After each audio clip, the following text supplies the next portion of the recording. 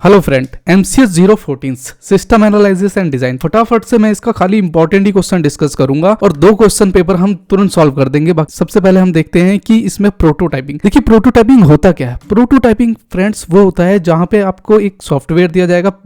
Before developed से पहले हम उस सॉफ्टवेयर के बारे में इंफॉर्मेशन इकट्ठा करते हैं, फिर डिजाइन करते हैं। बिल्ड प्रोटोटाइप है। प्रोटोटाइप मतलब एक बिल्ड होने से पहले वो सारी चीजें प्रोटोटाइपिंग में ही आती है। उसका आपसे मॉडल पूछ लेगा, तो मॉडल में अगर आप देखेंगे रिक्वायरमेंट गैदरिंग एंड एनालिसिस है। यहाँ पे कोलैबोरेशन भी कर सकते हैं। पहले आप करते क्या है, सपोज दैट आपको 5th में जिस तरह प्रोजेक्ट बनाने के लिए दिया जाएगा, तो वहां पे आपसे पहले करेंगे कि आप वहां पे इंफॉर्मेशन इकट्ठा करेंगे कि भैया किस चीज के ऊपर कैसे कैसे मॉड्यूल्स और कैसे कैसे काम होंगे। वहां पे फिर उसका डिजाइन बनाएंगे, build prototypes, initial user evaluations, refining और इंप्लीमेंट्स। अब ये रिफाइनिंग प्रोटोटाइप में हम जहां पे दिखाते हैं क्लाइंट को, अगर मान लो इनकेस कुछ होता है तो फिर वो दोबारा उसका डिजाइन जाता है क्योंकि चेंज हो गया। तो ये सारी चीजें इंपॉर्टेंट चीजें। देखिए इसमें फटाफट मैं बताऊंगा, लेकिन मैं थ्योरी पूरा पढ़ के नहीं बताऊंगा, लेकिन कॉन्सेप्ट क्लियर जरूर कर दूंगा। रिक्वायरमेंट गैदरिंग आ जाता है, हम डिजाइन करते हैं, बिल्ड करते हैं, टेस्टिंग करते हैं, रिफाइन करते हैं और फिर उसे डेवलप वो कर देते हैं, deployment, implement, product and maintain, finalise and design implements the complete system. इसमें डीएफडी तो सबसे इजी है। डाटा फ्लो, आपका डाटा कैसे फ्लो कर रहा है। सपोज दैट ऑनलाइन एडमिशन का आ गया या लाइब्रेरी का आ गया, तो उसमें आपको करने क्या होते हैं, यहाँ पे कुछ एट्रीब्यूट्स बनाने होते हैं जहाँ पे स्टूडेंट रजिस्टर है, सर्टिफिकेट्स, ये सारी इंफॉर्मेशन इससे लेगा और इससे देगा। तो एडमिनिस्ट्रेटर क्या कर रहा है कि ऑनलाइन सिस्टम में दे रहा है और उससे ले रहा है स्टूडेंट की इंफॉर्मेशन। वहीं पे फर्स्ट लेवल की बात करें तो फर्स्ट लेवल पे अलग अलग एट्रीब्यूट्स करके हम दिखाते हैं। 1-2 बार आप प्रैक्टिस करेंगे आपको तुरंत आ जाएगा। स्टूडेंट रिकॉर्ड में स्टूडेंट रजिस्टर है, इंफॉर्मेशन, ये सारी चीजें एक दूसरे से क्या है, आपस में एम्बेडेड है, मतलब कनेक्टेड होती है। ये नेक्स्ट देख लेते हैं। जिस तरह स्टूडेंट यहाँ पे सेकंड लेवल है, तो सेकंड लेवल में क्या होगा कि हमारे जितने भी ये सारे एट्रीब्यूट्स जितने भी हैं, ये सारे और ज्यादा बढ़ जाते हैं इसमें। नेक्स्ट देख लेते हैं व्हाट इज MIS। देखिए कोई भी अगर सिस्टम होता है, इंफॉर्मेशन मान लो है, तो अगर मान लो किसी भी कहीं पे भी कंपनी है, तो वहां पे डाटा फीड डेली हो रहा है, तो वहां पे क्या हो रहा है, डेटा जो है स्टोर हो रहा है। वही है, डेटा स्टोर हो रहा है, तो डेटा स्टोर को एक मैनर में, एक कॉन्साइज मैनर में रखा जाता है, कंसिस्टेंसी वे में, जहां पे इसकी management information system. Management information system क्या है कि आप जो सिस्टम है उससे इंफॉर्मेशन ले रहे हैं और उसी के बेस पे जो है आपका जो आपसे सीनियर है उसी का वो क्या करेगा, उसे मैनेज करेगा और उसी को कंट्रोल करेगा, उसी के बिहाफ पे वो प्लानिंग लेगा और वही रिस्क मैनेजमेंट होता है। जिस तरह अगर यहाँ पे देखेंगे,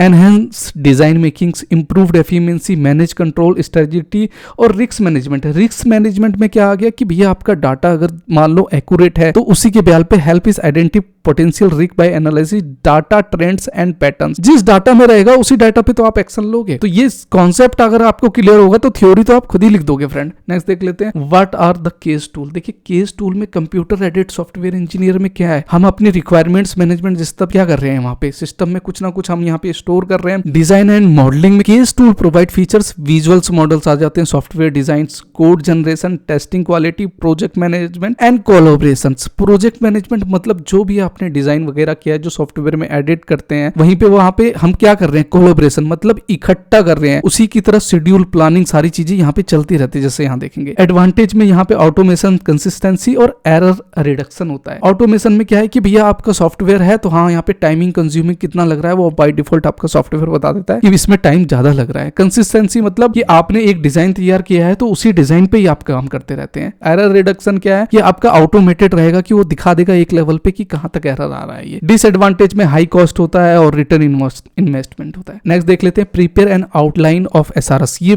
फ्रेंड्स सबसे ज्यादा इंपॉर्टेंट है। SRS तो आएगा ही आएगा, सॉफ्टवेयर रिक्वायरमेंट स्पेसिफिकेशन। ये किसी के ऊपर भी आ सकता है, जिस तरह इस पहले यहाँ पे जून 2023 में फॉर ऑनलाइन एग्जामिनेशन सिस्टम पे आया था। यहाँ पे देखेंगे तो इसका लिखने का ये सारा पैटर्न जो है इसी पैटर्न में लिखिएगा। पहले हम इंट्रोडक्शन करते हैं, तो इंट्रोडक्शन क्या है, इंट्रोडक्शन के अंदर क्या क्या चीजें आ जाती हैं ये आपको याद ही करना पड़ेगा, इसे याद कर लीजिएगा। ओवरऑल डिस्क्रिप्शन है, स्पेसिफिक है, बाकी जो जिसके ऊपर पूछा है उसके ऊपर उसका आंसर दे दीजिए। External interface, system design, reliability है, मेंटेबिलिटी है, अजप्शन भी पूछता है लास्ट में, तो अजप्शन जरूर लिख दीजिएगा कि भैया इसके बारे में इसका क्या क्या इफेक्ट है। Base accessible through a standard web browser, user will be reliable internet connection to take exams. Next देख लेते हैं what are the duties of a system analyse. देखिए सिस्टम एनालाइज की ड्यूटीज यहाँ पे क्या क्या है कि आपका एक सॉफ्टवेयर है तो आपने जो डिजाइन तैयार किया हुआ है स्पेसिफिकेशन, उसकी फिजिबिलिटी क्या है। अब फिजिबिलिटी मतलब ये है कि वो फ्यूचर में उसकी कॉस्ट क्या रहेगी उसकी, मतलब इकोनॉमिक, मतलब उसकी वहां पे स्ट्रेंथ, मतलब आपका सॉफ्टवेयर रहेगा या फ्यूचर में या नहीं रहेगा। फिजिबिलिटी का है कि मतलब कितना एक्सपेंड हो सकता है, यही है फिजिबिलिटी का मतलब। ये इतना मोटा मोटा समझिए आप। सिस्टम डेवलपमेंट एंड इंप्लीमेंट्स, जिस तरह डेवलप्ड है तो एग्जीक्यूट टेस्ट प्लान करते हैं, एंश्योर करते हैं, पक्का करते हैं system meet requirements, is free of defects, maintenance and support है, प्रोजेक्ट मैनेजमेंट है, importance of technical some understanding, problem solving, software proficiency. ये सारी अगर आप हेडिंग भी याद कर लेंगे तो आपके लिए मोर देन एनफ है। हालांकि मैंने इस पे एक पूरा प्लेलिस्ट भी बना रखी है फ्रेंड, अगर आप, ये मैंने एमसीएस जून 2023 का पूरा सॉल्यूशन इस पे बता रखा है और यहीं पे मैंने दिसंबर का भी सॉल्यूशन इसमें पूरा डाल दिया है। तो आप चाहें तो अभी टाइम तो है आपके पास, आप इसे देख लेंगे और इसका मोटा मोटी बेसिक भी समझ लेंगे तो आपको क्लियर हो जाएगी पॉइंट। नेक्स्ट देख लेते हैं, what is need of feasibility study. देखिए कोई भी सॉफ्टवेयर तो हम फिजिबिलिटी क्यों करते हैं, इसीलिए करते हैं कि सॉफ्टवेयर आपने लॉन्च तो कर दिया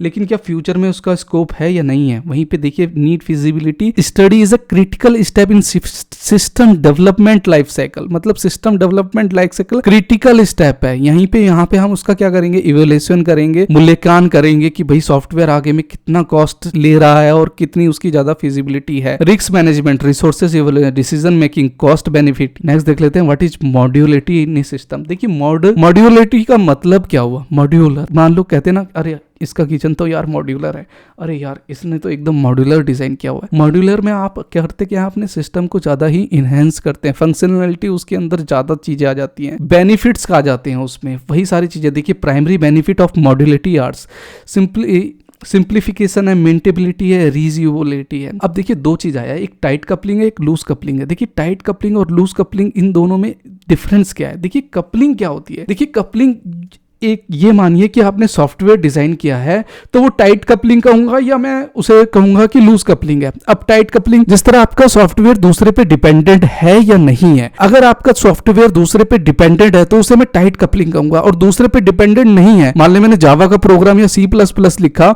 और दूसरे से मैंने फाइल लिंक कर रखी है तो वो टाइट कपलिंग हो गया, और किसी से लिंक नहीं है, इंडिपेंडेंट है, तो वो लूज कपलिंग है। ये है इसका मोटा मोटा। वहीं पे हाई कोहेजन की बात करूं तो हाई कोहेजन फोकस करता है आपके सिंगल टास्क में। वहीं पे अगर लो कोहेजन देखेगा तो ये मल्टीपल टास्क पे अंडरस्टैंडिंग करता है। जहां पे आप पढ़ेंगे यहाँ पे high related on focus on a single task, perform multiple unrelated task, जिसका लो कोहेजन है। तो ये भी आपका हाई कोहेजन, लो कोहेजन, जब मतलब ही नहीं पता होगा तो आप क्या लिखेंगे, टाइट कपलिंग, लूज कपलिंग, इस चीज के बारे में भी आपसे पूछ सकता है। मान लो कि आपके सिस्टम को मॉड्यूलर बनाना है, यहाँ पे मैं सिस्टम का बता देता हूँ कि सिस्टम काम कैसे करता है। आपका सपोज दैट कि कोई ऑर्डर आया, सिस्टम पे आपका ऑर्डर आया, आपने ऑर्डर पंच कर दिया। ऑर्डर पंच करने के बाद यहाँ पे चले जाता है, वहां पे वो देखता है कि हाँ सेल्स ऑर्डर में ये चीज है, उसका सेल्स ऑर्डर पंच कर देता है। फिर करते क्या है, आप उसका इनवॉइस जनरेट कर देते हैं और फिर लास्ट में आप अपना मटेरियल डिस्पैच कर देते हैं। तो ये आपका क्या चल रहा है, एक सिस्टम वे में चल रहा है, जिसका आपका सिस्टम जो है एक मॉड्यूलर बना। नेक्स्ट देख लेते हैं क्लास डायग्राम और ER डायग्राम। देखिए क्लास डायग्राम में होता क्या है फ्रेंड, कि सपोज दैट मैं बैंक पे गया, तो बैंक के अंदर गया तो बैंक का अंदर क्या होगा, नेम होगी, लोकेशन होगा, कोड होगा, ये सारी चीजें उसके क्लास के अंदर आ जाती है। Is a type static structure diagrams in a UML unified modelling language. यहाँ पे बैंक नेम का यहाँ पे मैंने डायग्राम बना दिया। ब्रांच है तो ब्रांच का कोड होगा, सिटी होगा, ऐड होगा। ये एट्रीब्यूट्स है, ये जो डायमंड का साइन है ये इससे रिलेटेड है। और अकाउंट्स जो है, आप सपोज दैट गए तो आपका क्या होगा, account number, balance, deposit, withdrawal और एड लोन, मतलब लोन का अकाउंट होगा, सेविंग अकाउंट होगा और करंट अकाउंट होगा, जो ये नीचे करके मैंने दिखा दिया। देख भी लेंगे तो आपके लिए इनफ है। नेक्स्ट बात कर लेते हैं ER डायग्राम की। देखिए ER डायग्राम में कुछ एट्रीब्यूट्स वगैरह होते हैं, जहां पे मैंने बता दिया है कि एंटिटीज, ये सारी एंटिटीज चलेगी। एट्रीब्यूट्स सर्कल इस टाइप में चलेगा, रिलेशनशिप डायमंड से होता है, कार्डिनेटिलिटी। इसमें होता क्या है कि फ्रेंड्स मैनी टू मैनी है, मैनी टू वन है, या कैसे है। आपसे ये भी पूछ सकता है कि एट्रीब्यूट्स लिखिए तो स्टूडेंट आईडी, इसमें स्पेस नहीं होता, ये आपको पता होगा। ये अपना SQL का बैकएंड में अपना डेटा को स्टोर करने के लिए सारे एट्रीब्यूट्स बनाए गए हैं। अगर आप नेक्स्ट जावा में आएंगे तब आपको सारी चीजें पता चलेगी ये, और इतनी ज्यादा प्रोग्रामिंग करने पड़ेगी। हालांकि डरने की बात नहीं है, मैंने इतना डिटेल में समझाया है कि आपको पूरा समझ में आ जाएगा। ओके, तो यहाँ पे नेम आता है, एज आता है, एड्रेस आता है, कोई गैप नहीं होता, ये सारे एट्रीब्यूट्स है। हर एक कोई भी अगर मान लो यहाँ पे अगर हम उसकी एंटिटीज दिखाएंगे तो उसका अपना एज होगा, स्टूडेंट आईडी तो होगा, नेम होगा, एड्रेस होगा। कोर्स में भी देखिए कोर्स आईडी है, कोर्स नेम है और वही है क्रेडिट। एनरोलमेंट में क्या है, एनरोलमेंट डेट है, यूनिवर्सिटी मैंने यहाँ पे दिखा दिया, स्टूडेंट के ये सारे एट्रीब्यूट्स आ गए। ये जो है फंक्शनैलिटी अपना क्या करता है, ये रिलेशनशिप को करता है जो मैनी टू मैनी कार्डिनेटली है। यहाँ पे मैंने आपकी डायग्राम एक एक करके शो करके दिखा दिया, 1 to 1, 1 to मैनी मैनी, ये भी पूछ सकता है। तो ये एट्रीब्यूट्स और ये कार्डिनेटली पढ़ लीजिएगा। नेक्स्ट देख लेते हैं what is a SDLC। SDLC का मतलब क्या, सॉफ्टवेयर डेवलपमेंट लाइफ साइकिल। आपका सॉफ्टवेयर जो है वो कैसे कैसे डेवलप कर रहा है। पहले आपने क्या करा, प्लानिंग करा, रिक्वायरमेंट, फिर डिजाइन, फिर डेवलप, फिर टेस्ट करते हैं, फिर डिप्लॉय करते हैं, और डिप्लॉय करने के बाद अगर कुछ होता है तो मेंटेन करते हैं उसे। मेंटेन करने के बाद ये चीज, ये वाली जो फिगर है अगर मैं एडिट करके फटाक से दिखाऊं तो ये चीज फिर दोबारा इधर चली जाएगी, जो मैंने आपको प्रोटोटाइप में बताया था, अगर याद होगा। ये सारी चीजें एक दूसरे से बाइंड अप है, बस थोड़ा सा डीपली आप पढ़ेंगे तो आपको सारी चीजें तुरंत क्लियर हो जाएगी। अगर ये चीज नहीं आ रही है आपको समझ में कुछ भी है तो प्लानिंग, रिक्वायरमेंट, डिजाइन, ये सारी चीजें पढ़ लेंगे तो आप खुद ही कर लेंगे कि we have design convert requirement into detail system, वो तो खुद ही लिख लेंगे। बस ये इंपॉर्टेंट आपको मैं इसलिए बता रहा हूं। नेक्स्ट देख लेते हैं right source notes on the following. देखिए डिस्ट्रीब्यूट सिस्टम क्या है और स्ट्रक्चर चार्ट क्या है। डिस्ट्रीब्यूट सिस्टम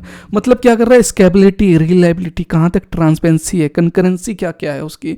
डिस्ट्रीब्यूट सिस्टम में जहां पे हमें एक्शन पासिंग मैसेज मिलते हैं, क्या है कि goal makes your accessible trade from efficiency cross multiple multiple machine. Scalability क्या है, सिस्टम भी स्केल्स एडिंग मोर मशीन। तो डिस्ट्रीब्यूट सिस्टम में वहां पे करते क्या, डिस्ट्रीब्यूट सिस्टम खाली उन लोगों के लिए आता है कि सपोज दैट एक हुंडई कार ने प्लांट डाला दिल्ली में, तो दिल्ली में डालने के लिए उसे क्या करना पड़ेगा कि दिल्ली के अंदर तो प्लांट डाल दिया, फिर वो कहीं और ब्रांच मुंबई, कोलकाता, हैदराबाद, यहाँ पे system can be scaled by adding more machine, जिसे हम डिस्ट्रीब्यूट सिस्टम कहते हैं। Reliability, failures one machine does not affect the entire system. अगर मान लो दिल्ली ब्रांच में हुंडई ने अगर कार का मतलब प्लांट डाला है, मशीनें डाली हैं, वो फेल हो जाएगा तो क्या मेरा मुंबई भी फेल हो जाएगा? नहीं ना, तो मुंबई में तो अलग मशीन लगी है, वहां तो काम करता ही रहेगा। तो वही है reliability, failure one machine does not effect the entire system. Entire मतलब पूरे सिस्टम पे कोई इफेक्ट नहीं पड़ेगा क्योंकि हमारे पास मल्टीपल मशीन्स हैं। वही ट्रांसपेरेंसी आता है, कंकरेंसी आता है। स्ट्रक्चर चार्ट में क्या है, मॉड्यूल है, कंट्रोल है, control collection, data flow, arrow that's so data being passed between modules. Arrow किससे दिखाते ना, ये इधर गया डाटा फ्लो में, जिस पर्पस क्या है, to break down complex system into smaller and manageable system. क्यों करते हैं हम, सब डिवाइडेड कर देते हैं सो दैट कि हम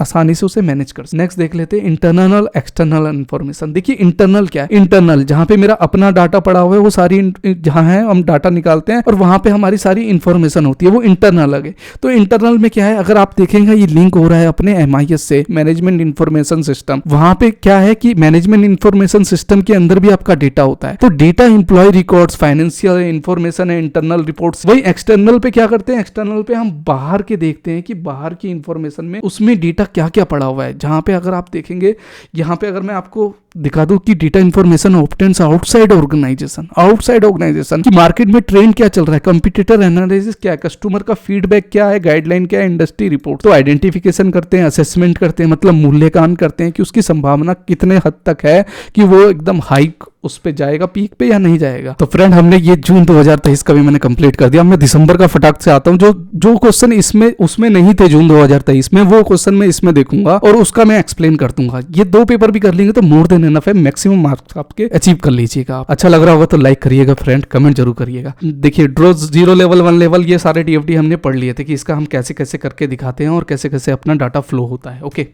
नेक्स्ट देख लेते हैं यहाँ पे ERD के बारे में हमने पढ़ चुका है। एंटिटी रिलेशनशिप जो डायग्राम है, इसके बारे में भी एंटिटीज रिलेशन ERD में क्या होती है, यही सारी चीजें कोऑर्डिनेटी होती है। यहाँ पे अगर देखेंगे तो ER का मैंने कुछ बना रखा है, स्टूडेंट का अपना रहेगा सारी चीजें। वहीं पे अप्लाइज है, प्रोग्राम्स है, एलाइसिस है, ब्रांच है, एज यूनिवर्सिटी, ये एक दूसरे से लिंक्ड अप है। ये एट्रीब्यूट्स वगैरह, ये जो जितने सिंबल हैं इसको याद कर लेंगे तो भी आप उसका नाम दे देंगे। SRS देखिए इसमें भी आया था, उसमें भी आया था, इसीलिए मैं कह रहा हूँ कि इस SRS का जरूर पढ़िएगा कि भैया हम सॉफ्टवेयर डेवलपमेंट के लिए वहां पे पर्पस क्या है, स्कोप क्या है, डेफिनेशन, रेफरेंस, ओवरव्यू, ये सारी चीजें आपको इंट्रोडक्शन के अंदर दिखनी पड़ेगी। फिर ओवरऑल डिस्क्रिप्शन है, ये आएगा ही आएगा। स्पेसिफिक्स रिक्वायरमेंट है, एक्सटर्नल इंटरफेस है, एजप्शन। ओके, नेक्स्ट देख लेते हैं। देखिए इसमें पूछा गया है explain any 2 finding technique, give their merits and demerits. उसके गुण बताइए और अवगुण बताइए क्या है। देखिए 2 फैक्ट फाइंडिंग्स टेक्निक्स जो आता है, ये भी अपना SLT में ही आ जाता है, SDLC में ही आ जाता है, जहां पे हम क्या कर रहे हैं, इन्फॉर्मेशन गैदरिंग कर रहे हैं, कोलैबोरेशन कर रहे हैं, वहां पे स्टेक होल्डर के साथ हम बैठते हैं और वहां पे वो सारी चीजें हम पता करते हैं, फिर फिर डिजाइन करते हैं। मेरिट में अगर देखेंगे इन डेप्थ इंफॉर्मेशन, मतलब उसके डेप्थ में जाके इंफॉर्मेशन क्या करते हैं हम कलेक्ट करते हैं, वहां पे क्लेरिफिकेशन करते हैं। फ्लेक्सिबिलिटी, पर्सनल इंटरेक्शन क्या है। डीमेरिट में क्या है, हमारा वहां पे टाइम लग रहा है, भाई किसी के साथ बैठेंगे इंफॉर्मेशन करेंगे तो नेचुरल टाइम है, फिर उसको टेस्टिंग के लिए भेजेंगे तो टेस्टिंग में कॉस्टिंग जाएगी कि भैया टेस्ट में ये सॉफ्टवेयर कैसा काम कर रहा है। ये सारी डिसएडवांटेज मतलब डीमेरिट्स में आ जाती है। वहीं पे मेरिट्स क्वेश्चन यहाँ पे पूछा है मेरिट्स और डीमेरिट्स, जो मैंने आपको मोटा मोटी इसमें बता दिया, इसका पढ़ लीजिएगा आप। Explain two approach of development of information, देखिए दो है। वाटर मॉडल्स का इसमें यहाँ पे पूछा गया, वाटर मॉडल डिजाइन कैसे करता है, किस वे में चलता है। देखिए इसी का वे यही है, रिक्वायरमेंट्स क्या है भाई आपकी, उसका पर्पस क्या है, फिर डिजाइन, इंप्लीमेंट, टेस्टिंग, डिप्लॉयमेंट और मेंटेनेंस, ये भी बहुत इंपॉर्टेंट है। ये वाटरफॉल है कि मतलब आपके पानी जो है ऊपर से नीचे ही गिरेगा, नीचे से कभी ऊपर जाते हुए देखा है पानी आपने, नहीं देखा ना। तो पहले आपने क्या करा कि सॉफ्टवेयर कुछ बनाया नहीं, उसको टेस्टिंग के लिए भेज दिया, पॉसिबल है नहीं है ना। पहले आप क्या करेंगे, इन्फॉर्मेशन ही लेंगे ना, विदाउट इन्फॉर्मेशन कोई सॉफ्टवेयर बना देंगे तब तो वो खिचड़ी पता नहीं ऐसा बनेगा जिसका जवाब नहीं है। तो पहले डिजाइन, पहले रिक्वायरमेंट लीजिए, कोलैबोरेशन करिए स्टेक होल्डर के साथ बैठ के, और फिर उसको सारी चीजें को इकट्ठा करिए, फिर डिजाइन बनाइए, इंप्लीमेंट, टेस्टिंग और डिप्लॉयमेंट। इन केस अगर मान लो कहीं पे भी क्वेरी आती है और क्लाइंट्स कुछ कहता है तो डिप्लॉयमेंट, टेस्टिंग से पहले, टेस्टिंग जब होगी अगर कुछ क्वेरी होगी तो डिजाइन दोबारा बनेगा और फिर सारी चीजें दोबारा आ जाएंगी, फिर डिप्लॉयमेंट और मेंटेनेंस। वहीं प्रोटोटाइप वाली चीज इसमें भी आ गई वाटरफॉल में। नेक्स्ट देख लेते हैं, why do business need system analyse, explains the role of system analyse in modern business. Modern business में सिस्टम एनालाइज की जरूरत क्या क्या है। देखिए सारी चीजें एक दूसरे से बाइंड अप है, अगर आप थोड़ा डीपली देखेंगे वहां पे क्यों है इसकी। हम improve organise efficiency and effectively by analysing. अपने ऑर्गेनाइजेशन, कोई भी कंपनी को ये सब करने के लिए सिस्टम एनालाइस्ट की जरूरत पड़ती है कि भाई हमारे सिस्टम को देखो कि कितना efficiency, business process analyse, requirement, system implementation, ये सारी इंटीग्रेशन, ट्रबल शूट्स, कहीं पे communication and training, digital transformation, process automation, data analysis. कहीं पे भी आपको अगर दिक्कत हो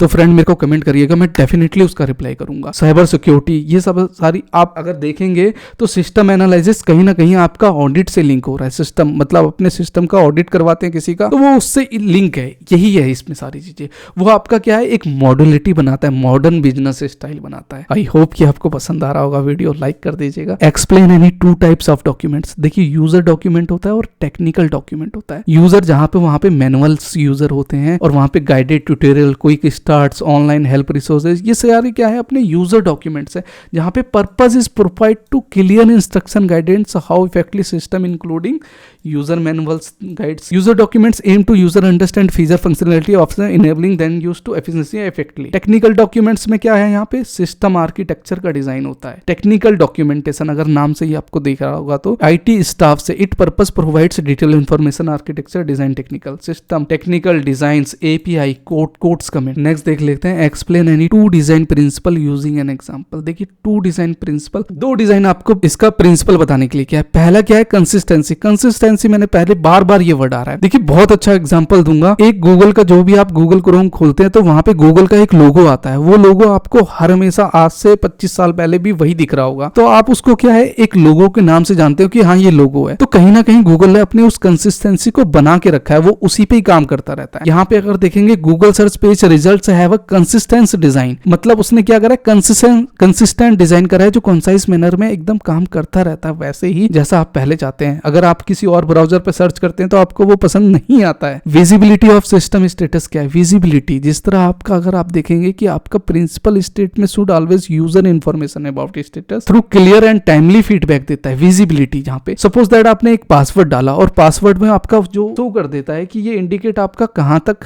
हद तक है, मीडियम है, स्ट्रॉन्ग है, वही है दिस इमीडिएट। यहाँ पे your password strength weak, medium, strong as you type the immediate feedback help understand the system status, password strength and adjust your input according. अपने अनुसार आप बना देते हैं, तो वो क्या फिजिबिलिटी ऑफ सिस्टम स्टेटस का बताता है। यही दो प्रिंसिपल है। नेक्स्ट देख लेते हैं व्हाट इज डेटा डिक्शनरी। देखिए डेटा डिक्शनरी क्या है। अगर मैंने आपके सामने एक बुक रख दी फ्रेंड और मैं कहूंगा कि ये मान लो चेतन भगत की बुक है, तो कहीं पे मैं कह सकता हूं कि ये चेतन भगत भगत का डेटा है, वहां पे डेटा कहना सही नहीं होगा, चेतन भगत डेटा डिक्शनरी हो जाएगा। क्यों? क्योंकि चेतन भगत के अंदर, उस बुक के अंदर उस सारी की सारी इंफॉर्मेशन स्टोर है। आपने नाम सुना होगा कि फेसबुक को हम मेटा के नाम से भी जानते हैं, तो मेटा क्या है? मेटा के अंदर डेटा मेटा है, ये सारी चीजें। थोड़ा कंफ्यूज मत होगा, जिस चीज के अंदर सारी इंफॉर्मेशन कलेक्शन हो, डेटा का, डेटा डिक्शनरी मतलब एक collection of data, that is called data dictionary. शुद्ध देसी भाषा में अगर बताऊं, थ्योरी पे अगर मैं पढ़ के बताऊंगा, data dictionary is a collection of Meta data. देखिए वही बात आई है यहाँ पे, फ्लो चार्ट है और स्विंग फ्लो है। बाकी थ्योरी तो आप खुद ही पढ़ लीजिएगा फ्रेंड, वीडियो ज्यादा लंबी हो रही है इसलिए मेरे को जल्द भागना है। डेटा वेयर हाउस में देखिए इनपुट, प्रोसेस, यूजर, ये सारी चीजें इसमें, राइटर, डिजाइनर, ये सारी डिजाइन है। Easy to collaborate, easy to collaborate मतलब आसानी से हम कलेक्ट कर सकते हैं, जहाँ पे राइटर कॉन्सेप्ट कोड क्या लिखता है, ये सारी चीजें उसमें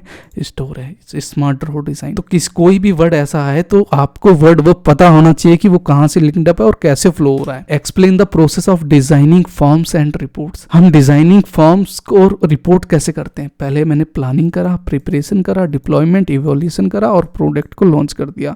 मतलब प्लानिंग, पहले मैंने अपना जो है पहले स्टेक होल्डर से डिजाइन वगैरह वो गैदरिंग करी, कोलैबोरेशन करा, फिर उसकी प्रिपरेशन करी, कोड वोड जितना भी बनाया। फिर मैंने क्या करा कि अपने प्रोग्राम को क्या करा, डिप्लॉयमेंट कर दिया, मतलब डिप्लॉय कर दिया। डिप्लॉय करने के बाद वेब ब्राउजर में हम देखते हैं ना कि भैया पहले हम सर्वर को चलाते हैं, सर्वर को चलाने से पहले हमें रन करना पड़ता है, रन करने के बाद फिर सर्वर में होता है। अभी जावा में अब जब आप आएंगे तो आपको सारी चीजें क्लियर हो जाएगी। इवैल्यूएशन, उसका मूल्यांकन करते हैं कि ये कितना कितना मेमोरी कितनी इफेक्टिव है और कितना ज्यादा कंज्यूम कर रहा है डाटा, और किसका कितना, मतलब अमाउंट, मोटा मोटी बताऊं तो अमाउंट कैलकुलेट करना है कि इसमें कितना पैसा लग सकता है आपका, उसका इवैल्यूएशन है, मूल्यांकन करना। और लास्ट में हम प्रोडक्ट को लॉन्च कर देते हैं। तो वही है प्रोसेस ऑफ डिजाइनिंग फॉर्म्स में, जहाँ पे डिफाइन द पर्पस है, determine, keep it simple, group, user, validate, test है। Report designing, define purpose, choose, select, use, visualization, accessibility और clarity and test and refine. What is a flat file? अब flat file क्या है यहाँ पे?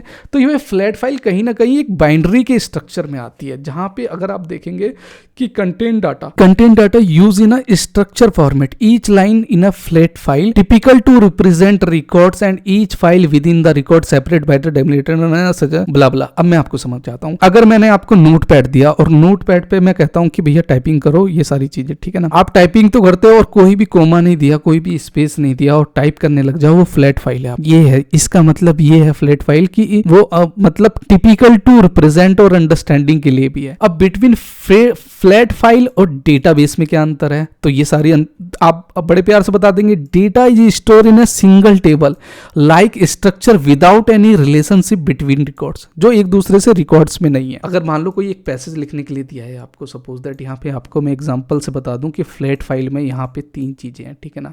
एक example simple सा बताता हूँ कि आप कोई मूवी देख रहे हैं, तो मूवी के अंदर जो आपका डेटा पड़ा हुआ है, ठीक है ना, और यहाँ पे आपकी एक फाइल है, ठीक है ना, यहाँ पे, और यहाँ पे आपने सारी फाइलें स्टोर कर दी है।